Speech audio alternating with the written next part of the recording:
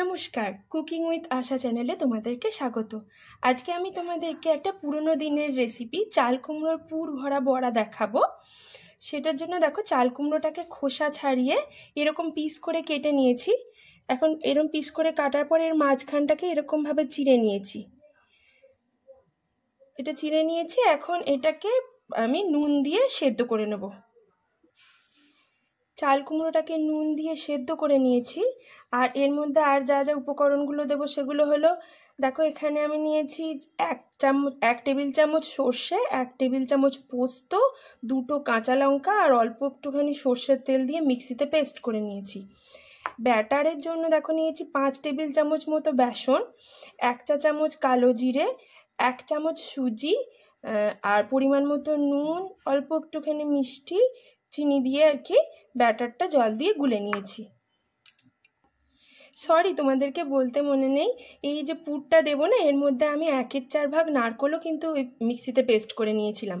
আর এই ব্যাটারটার মধ্যে আমি 1 চিমটি খাবার সোডাও অ্যাড করে দিয়েছিলাম। চাল কুমড়োর এই পিসগুলোর মধ্যে দেখো, এই ভেতরের অংশটায় আমি একটু পুর নিয়ে এইভাবে ভরে দেব।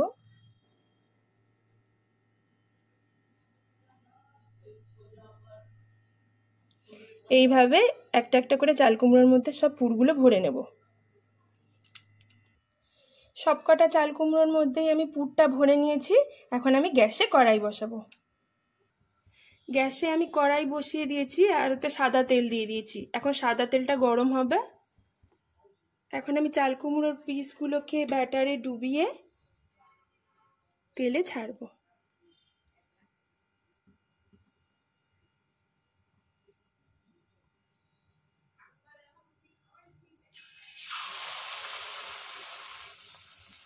একটা একটা করে সবকটা পিসকেই আমি তেলে ছেড়ে দেব। সব বড়াগুলোই তেলে ছেড়ে দিয়েছি। আর গ্যাসটাকে না তোমরা একদম লো করে রাখবে, নইলে পুড়ে যাবে। বড়াগুলোর একদিকটা হয়ে গেছে। এখন আমি বড়াগুলোকে উল্টে নিচ্ছি। গ্যাসটা লো করা থাকলে না বড়াটা খুব সুন্দর ভাজা হয়। বড়াগুলো দু পিঠই আমার সমান করে ভাজা হয়ে গেছে। এখন আমি বড়াগুলো প্লেটে তুলে নেব।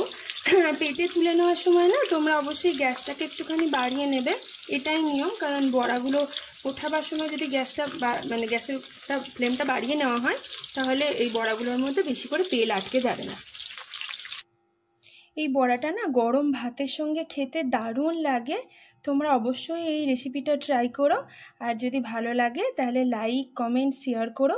আর যারা এখনও আমার চ্যানেলটাকে সাবস্ক্রাইব করোনি তারা অবশ্যই সাবস্ক্রাইব করে দিও। আর বেল আইকনটাও কিন্তু প্রেস করতে ভুলো না আমার নিত্য নতুন রেসিপির আপডেট পাওয়ার জন্য। ধন্যবাদ।